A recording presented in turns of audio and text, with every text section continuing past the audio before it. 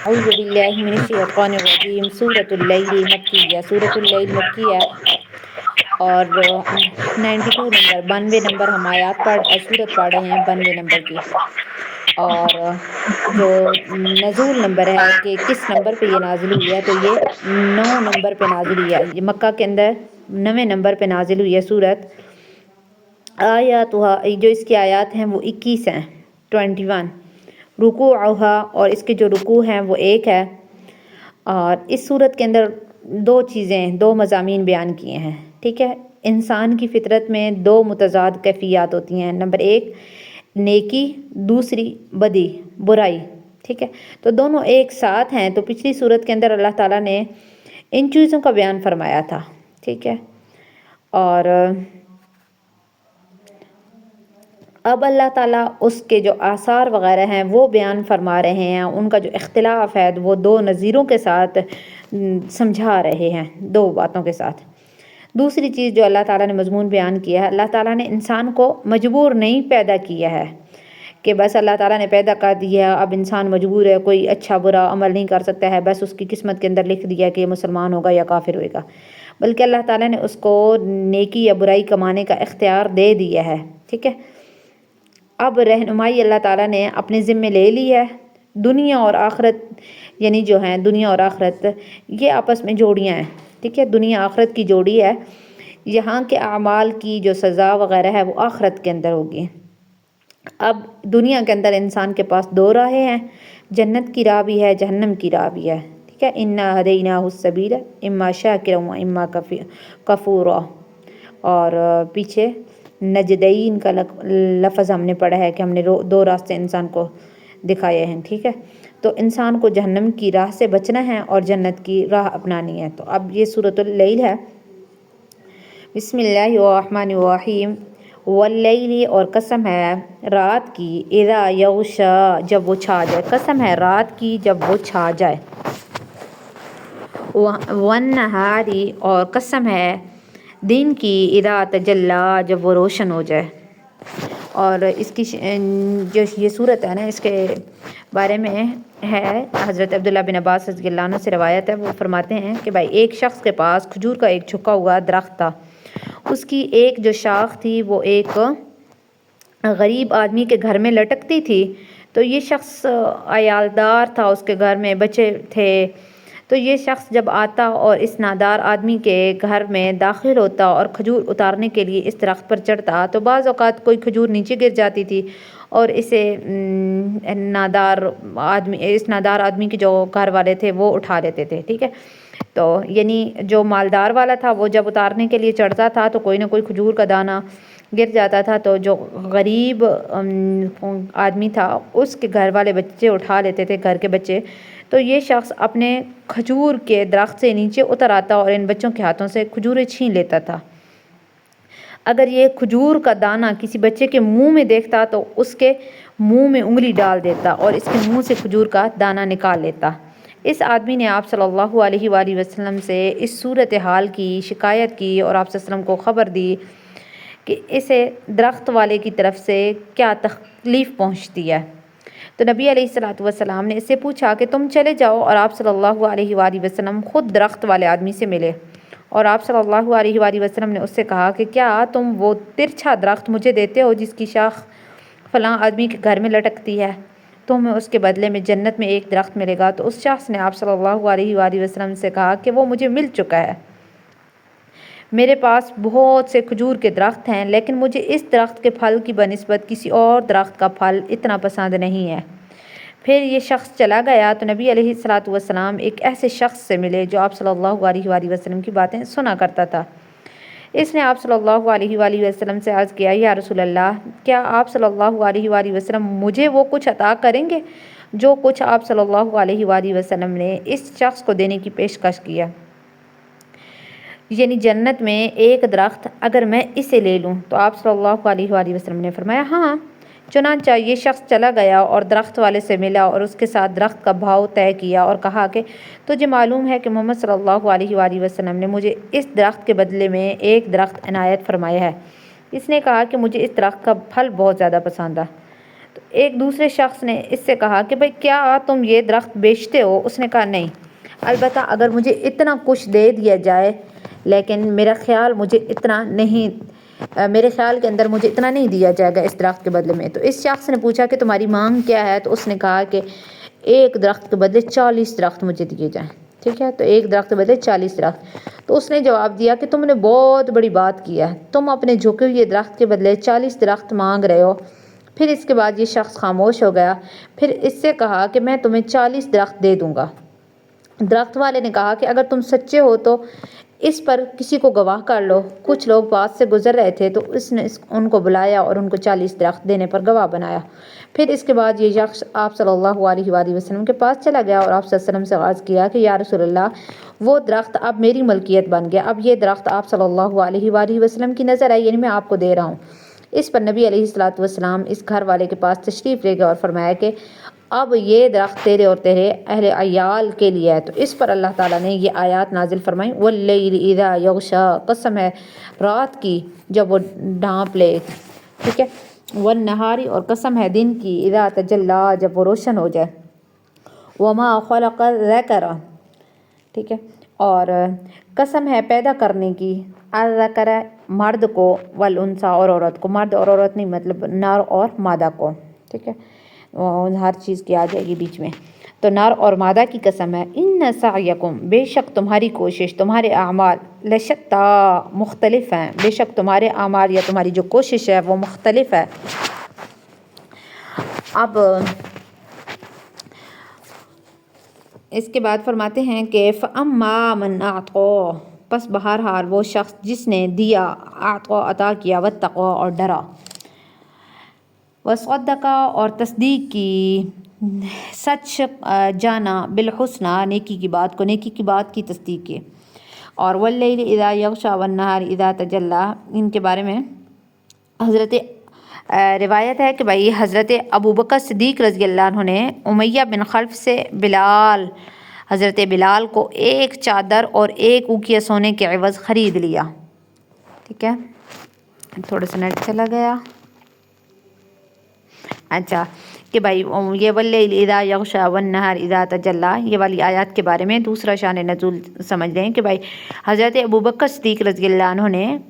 امیہ بن خلف سے حضرت بلال حبشی کو ایک چادر اور ایک اوقیہ سونے کے عوض خرید لیا،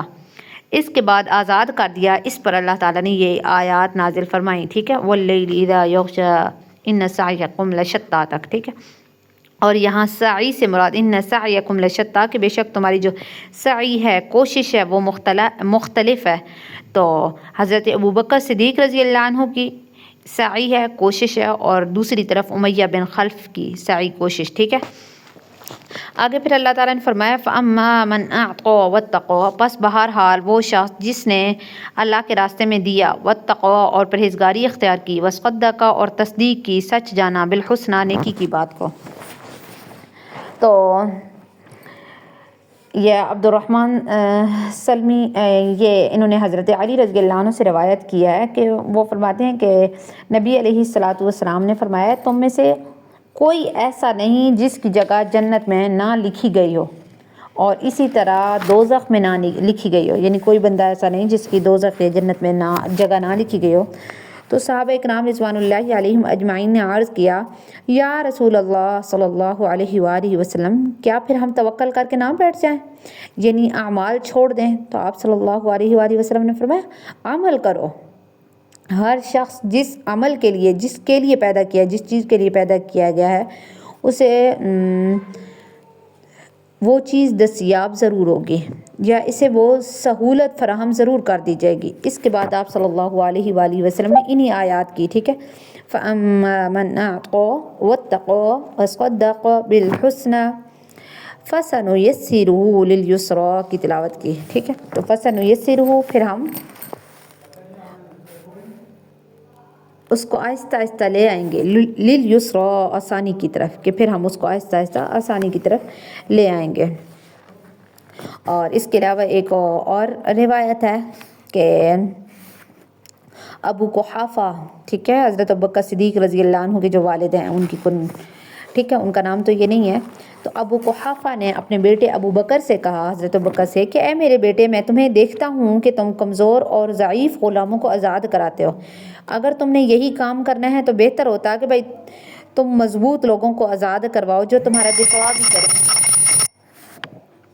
اور تمہارے لیے دشمنوں کے مقابل بھی کھڑے ہوں۔ تو حضرت ابو بکر نے جواب دیا، ابا جان میرا یہی ارادہ ہے۔ تو راوی کہتا ہے کہ پھر یہ کہا جاتا ہے کہ بھائی یہ آیات صرف حضرت ابو بکر صدیق رضی اللہ عنہ کے بارے میں اور ان کے والد کی کہی ہوئی بات پر نازل ہوئی ہیں، ٹھیک ہے۔ فَأَمَّا مَنْ أَعْطَىٰ وَصَدَّقَ بِالْحُسْنَىٰ، آگے فرمایا ہے وَأَمَّا، اور بہرحال وہ شخص، مَنْ بَخِلَ، جس نے بخل کیا، وَاسْتَغْنَىٰ، اور بے پرواہ ہوا، ٹھیک ہے، کہ بہرحال وہ شخص جس نے ٹھیک ہے بخل کیا، اپنا ہاتھ روکا، وَاسْتَغْنَىٰ، اور بے پرواہ رہا، وَكَذَّبَ، اور جھٹلایا، بِالْحُسْنَىٰ، نیکی کو، کہ وہ شخص جس نے نیکی کو جھٹلایا، فَسَنُيَسِّرُهُ، تو ہم اس کو میسر کریں گے، یعنی آہستہ آہستہ لے آئیں گے،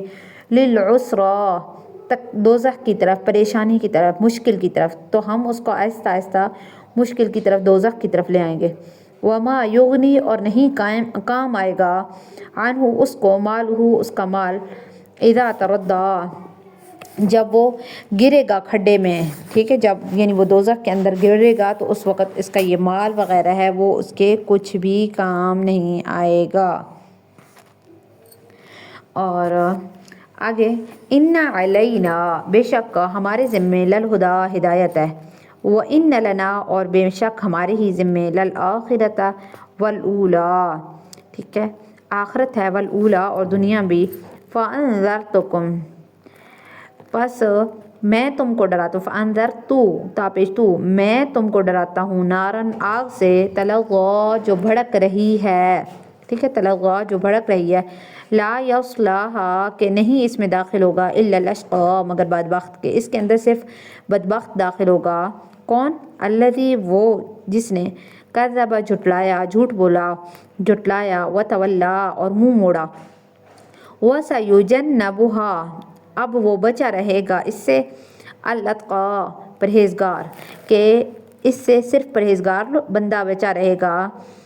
الذی، وہ جو کہ یؤتی، دیتا ہے، مالہ، اپنا مال، یتزکیٰ، صاف ستھرا کرنے کے لیے، پاک کرنے کے لیے، ٹھیک ہے، تاکہ مال اس کا پاک ہو تو اس کے لیے وہ دیتا ہے۔ تو ان آیات کے بارے میں آتا ہے کہ حضرت ابوبکر صدیق رضی اللہ عنہ کمزور غلاموں کو خرید کر آزاد کرتے تھے، تو ان کے والد نے ان سے کہا، بیٹے اگر تم ایسے غلاموں کو خرید کر آزاد کرتے جو تمہارے دستے بازو بنتے یا تمہارا سہارا بنتے، تو اس وقت حضرت ابوبکر صدیق رضی اللہ عنہ نے جواب دیا کہ مجھے سہارے کی کوئی ضرورت نہیں ہے۔ تو اسی کے بارے میں اللہ تعالیٰ نے فرمایا، وَسَيُجَنَّبُهَا الْأَتْقَىٰ، ان قریب یعنی بچے رہیں گے اس سے، الاتقیٰ، جو پرہیزگار آدمی ہیں، اور وہ حضرت ابوبکر صدیق رضی اللہ عنہ کے اس سے پرہیزگار آدمی بچا لیا جائے گا، جو پیچھے جہنم کا ذکر ہے تو اس چیز سے بچا لیا جائے گا۔ آگے فرمایا ہے کہ وَمَا لِأَحَدٍ، اور نہیں ہے کسی کے لیے، عِندَهُ، اس کے پاس، مِن نعمتٍ، کوئی احسان، تُجْزَىٰ، جس کا بدلہ دے رہا ہو، إِلَّا ابْتِغَاءَ، مگر تلاش کرنے کے لیے، چاہنے کے لیے، وجہ ربہ، اپنے رب کی رضا کو، خوشنودی کو، اعلیٰ، جو بلند تر ہے، وَلَسَوْفَ، اور ان قریب، یرضیٰ، وہ راضی ہوگا۔ تو اللہ تعالیٰ فرماتے ہیں کہ یعنی یہ جو مال دیتا ہے وہ اس لیے نہیں دیتا کہ اس پر کسی بندے کا احسان ہے جس کا وہ بدلہ اتار رہا ہے، بلکہ وہ اپنے رب کی رضامندی کے لیے، اپنے رب کو خوش کرنے کے لیے، اپنے رب کی رضا حاصل کرنے کے لیے یہ مال دیتا ہے۔ اور پھر اللہ تعالیٰ فرماتے ہیں وَلَسَوْفَ یرضیٰ، اور ان قریب یہ راضی ہو جائے گا۔ اور حضرت عبداللہ بن عباس رضی اللہ عنہ سے روایت ہے کہ جب حضرت بلال نے اسلام قبول کیا تو وہ بتوں کی طرف گئے اور ان کے اوپر پاخانہ کر دیا، پیشاب کر دیا، پخانہ کر دیا، ٹھیک ہے، پخانہ کر دیا۔ تو جو بلال تھے یہ عبداللہ بن اجد کے غلام تھے۔ مشرک لوگوں نے اس سے بلال رضی اللہ عنہ کی اس حرکت کی شکایت کی تو اس نے حضرت بلال غنی رضی اللہ عنہ کو ان کے حوالے کر دیا اور 100 اونٹ بتوں پر قربان کرنے کے لیے دیے۔ انہوں نے حضرت بلال حبشی رضی اللہ عنہ کو پکڑ لیا اور اسے تپتی ریت میں لٹا کر عذاب دینے لگے۔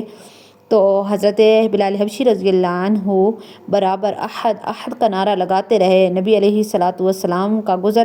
ان پر سے ہوا تو آپ صلی اللہ علیہ وآلہ وسلم نے فرمایا تجھے احد احد کہنا نجات دلائے گا، ٹھیک ہے، یعنی اللہ ایک ہے۔ پھر نبی علیہ الصلاۃ والسلام نے حضرت ابو بکر صدیق رضی اللہ عنہ کو بتلا دیا اس کے بارے میں، اس واقعے کے بارے میں، حضرت بلال رضی اللہ عنہ کے بارے میں،